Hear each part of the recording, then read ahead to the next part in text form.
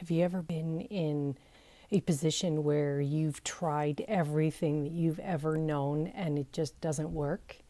Today, I'm talking about how to break through this when nothing works. It's going to leave you feeling like so frustrated. It's going to feel like you're banging your head up against a wall. You can't figure it out sometimes, like, what the heck is going on? What am I doing wrong? So if you've ever been there before, you know exactly what I'm talking about, because we're in these change, the tide is changing, and what we used to do does not work anymore. And so if you're in this spot, stay tuned. My name is Heather, and I'm here to awaken you to your power so that you can be everything that you've ever dreamed about. You know there's potential in that belly of yours. I'm here to help you realize that. Okay, so what do we do when stuff isn't working? We've tried everything, and usually what happens, I have a couple examples of this. So I want to talk about what's happening here. Now, usually when this is going on, we try things, we're forcing things, we're pushing things, we're in that like, let's go mode, and we want to get it done. And nothing's going to stop us kind of thing. But then all of a sudden something does stop us. And what's happening here is it's the ego that's come to a dead end. And what do I mean by that? Well, I have a couple examples for you. The ego will only go so far.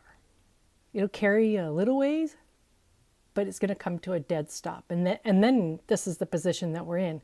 And when you're in this, you don't realize it's your ego that's like, what do I do? So here's some of my stories that I have here for you. Never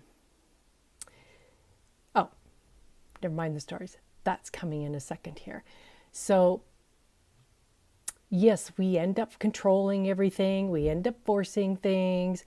We insist on doing things a certain way. And this is causing the problem. So this is a beautiful moment because this is the precursor of a breakthrough. So now I have some really good stories for you on how this can be a breakthrough for you. I remember I was studying acupuncture and I decided to go for the next level, which is the Chinese herbalist. And this I thought would be a breeze because in acupuncture, there was like a lot of memorizing, a lot of mental work, and I thought that this would be super easy. I thought, no problem. Well, let me tell you, I found out the hard way. It was a big problem.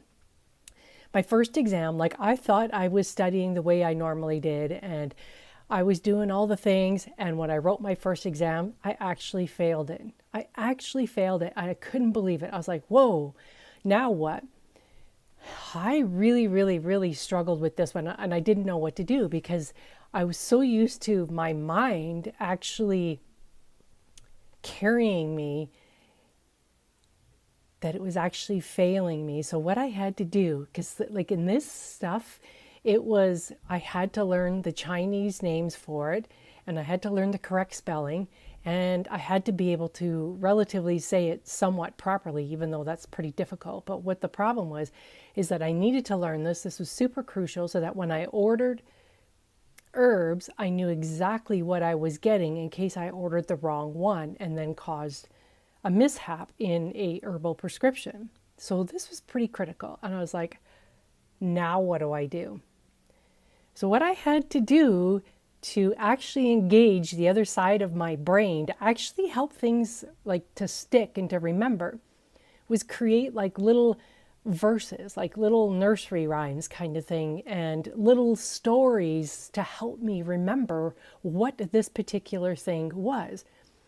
And every rule that you can possibly think of went out the window. Like with the English language, we have certain rules that we must follow. Like we have like the word there. There's 3 variations of there, and we need to know the differences. But when I was learning this Chinese language, those rules went out the window. None of that applied. And it was just such a mess for me to figure this out. So this is how I got through that. I had to incorporate the creative side of me to figure this one out. And I did pass the course. I never failed another exam again.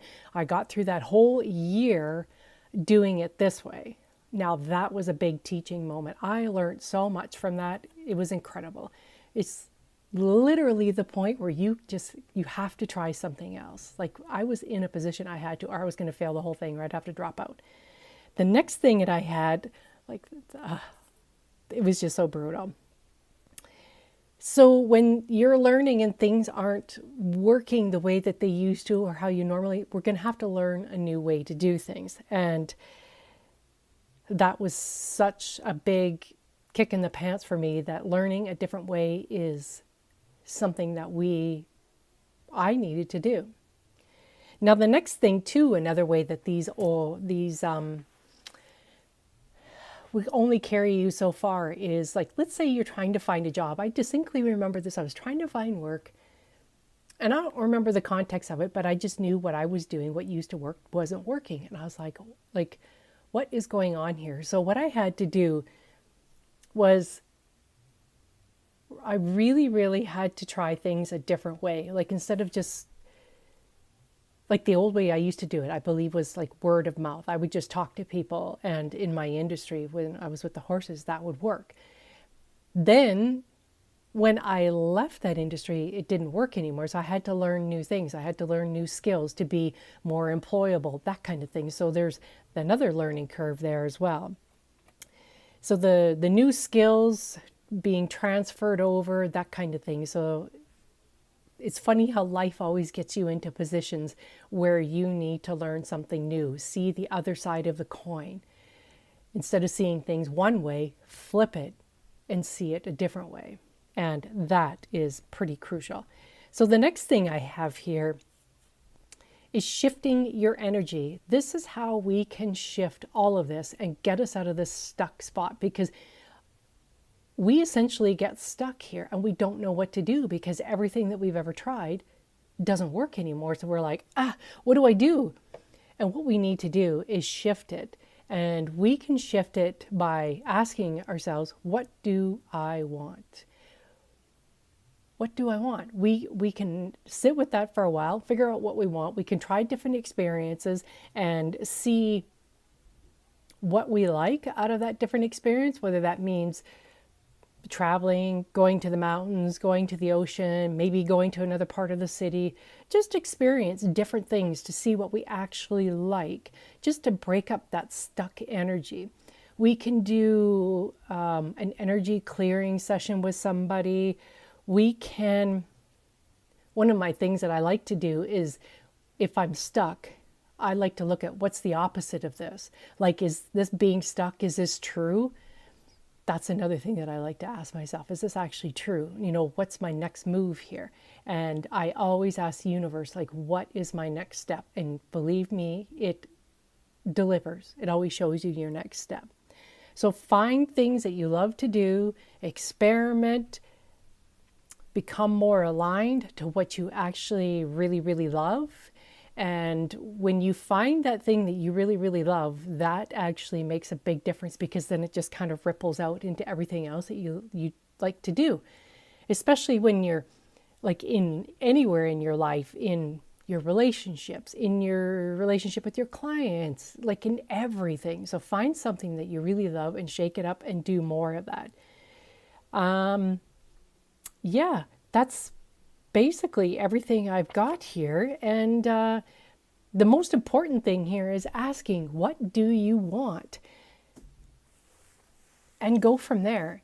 And remember, there's no harm in learning something different, something new, seeing the opposite side of things, asking yourself different questions, just to get yourself moving even one step forward.